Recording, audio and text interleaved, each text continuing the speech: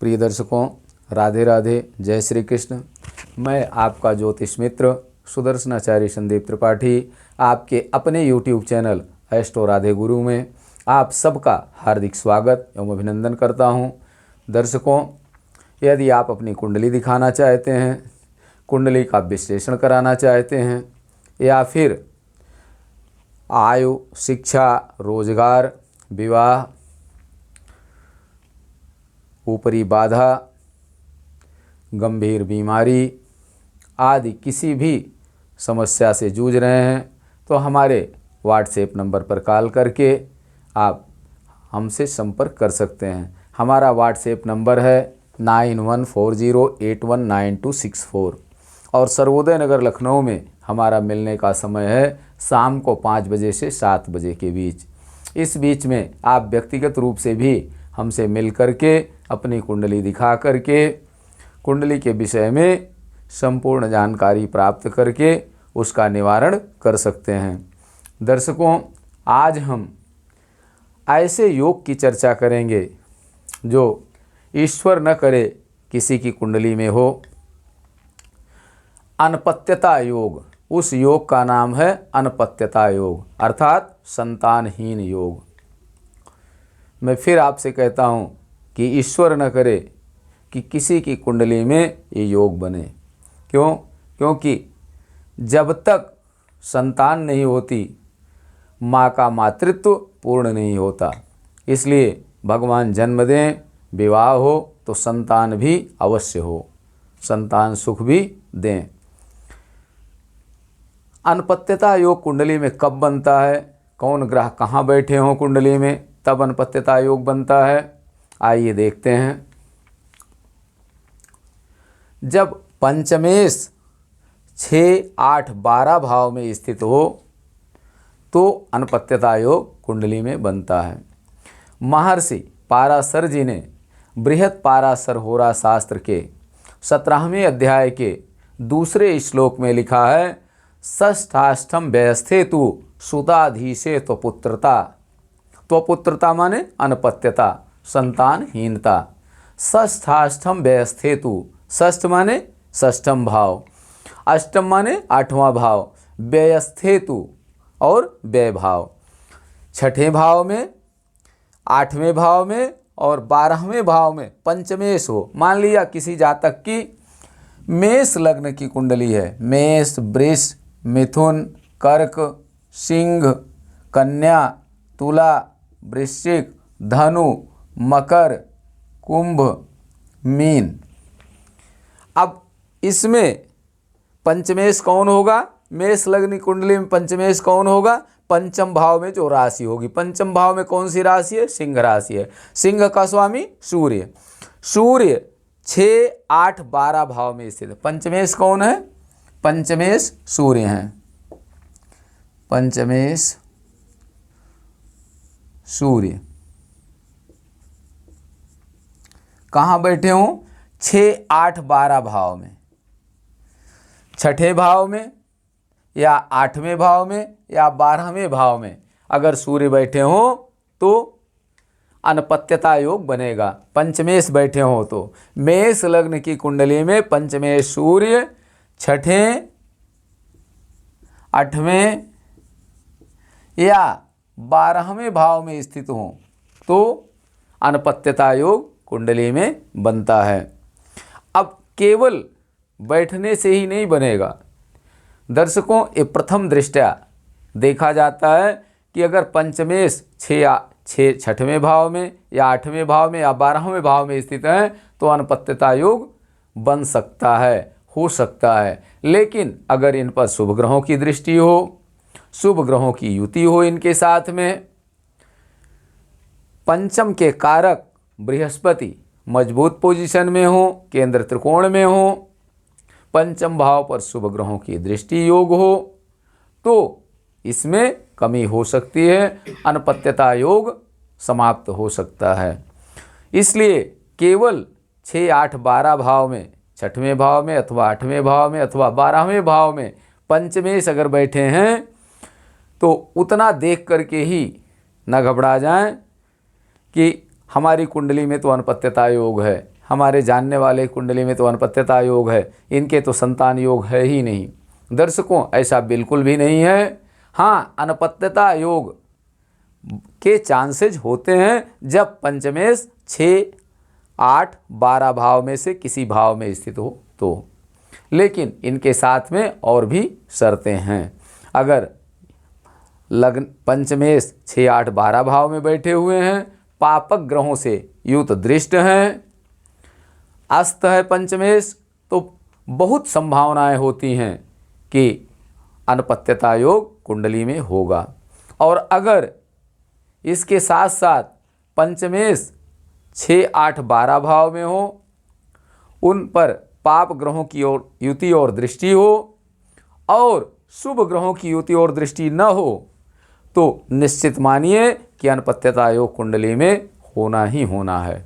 अनपत्यता योग है ही, और उसका रिजल्ट ये होगा कि अनेक उपाय करने के बाद भी संतान सुख जातक को प्राप्त नहीं होता। तो दर्शकों, यदि किसी भी जातक की कुंडली में इस प्रकार का योग हो तो कुंडली को गंभीरता से देखें, विचार करें, एक अच्छे ज्योतिषी को दिखाएं।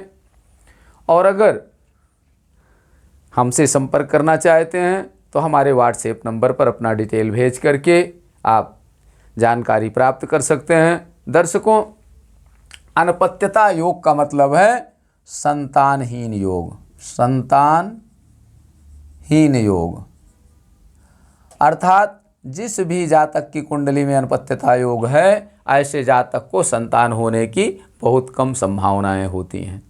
लेकिन मैंने आपसे कहा कि इसकी कई शर्तें हैं, कई कंडीशंस हैं। पूर्ण अनपत्यता योग है कि आंशिक अनपत्यता योग है, इन सब का विचार करके ही निर्णय किया जा सकता है। तो और भी वर्ग कुंडलियां हैं, षोडश वर्ग हैं, उनमें भी देखा जाता है। नवांश में पंचमेश पंचम भाव की क्या पोजीशन है, सप्तांश कुंडली में क्या पोजीशन है। इसलिए बहुत जल्दबाजी में ये निर्णय न लें कि पंचमेश 6, 8, 12 भाव में से किसी भाव में बैठे हैं तो आपकी कुंडली में निश्चित रूप से अनपत्यता योग है, आपके तो संतान होगी ही नहीं। ऐसा बिल्कुल न सोचें। इनके निवारण का उपाय भी है।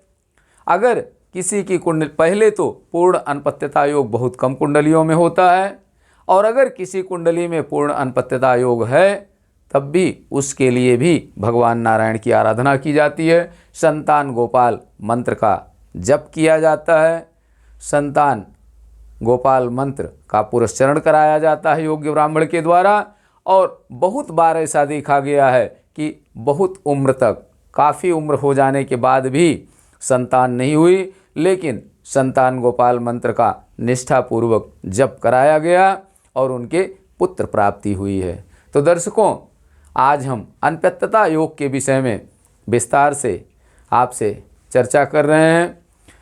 इसलिए कर रहे हैं कि बहुतों की कुंडलियों में ऐसे योग बनते हैं। बहुत लोगों के कुछ दिन तक संतान नहीं होती तो लोग घबरा जाते हैं कि हमारे संतान योग है कि नहीं है। इसलिए घबराने की बिल्कुल आवश्यकता नहीं है। और भी कई फैक्टर होते हैं जिनसे संतान में बाधा उत्पन्न होती है। कई बार पंचमेश 6, 8, 12 में न होने पर भी, अर्थात पंचमेश के शुभ स्थिति में होने पर भी अनपत्यता योग बन जाता है।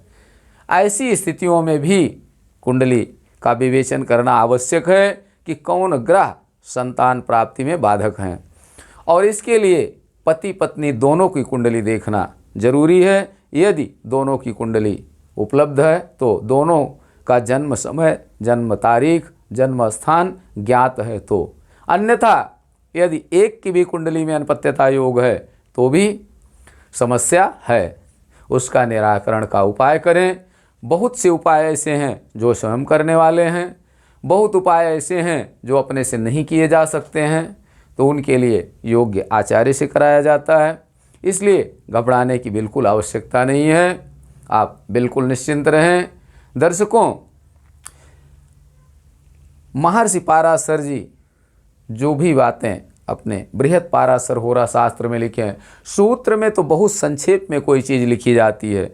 षष्ठाष्टम व्यवस्थेतु सुताधीशे तो पुत्रता, यहाँ तो केवल इतना लिखा गया कि 6, 8, 12 भाव में अगर पंचमेश 6, 8, 12 भाव में से किसी भाव में पंचमेश स्थित हैं तो अनपत्यता योग कुंडली में है।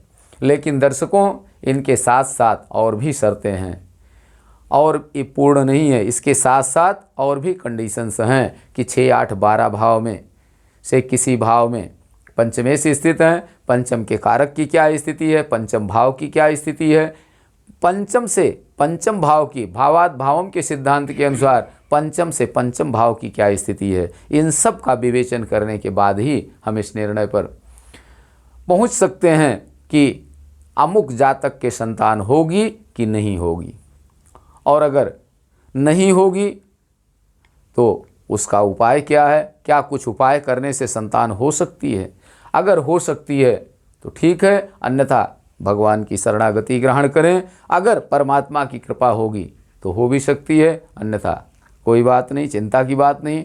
प्रारब्ध भोग है, सबको सब सुख नहीं प्राप्त होता है। किसी न किसी ग्रह की कमजोरी हर कुंडली में होती है, कोई न कोई पक्ष हर व्यक्ति का कमज़ोर होता है। किसी के संतान नहीं है, किसी के संतान है तो धन का अभाव है, उनके शिक्षा दीक्षा में व्यवधान उत्पन्न हो रहा है धन के कारण। किसी के संतान और धन दोनों है तो बीमारी इतनी है कि कुछ सुख से खा ही नहीं सकते हैं। सब कुछ होते हुए भी ना के बराबर है, इसलिए बिल्कुल दुखी न हो। हाँ, उपाय करना मनुष्य का धर्म है, 100% उपाय अवश्य करें।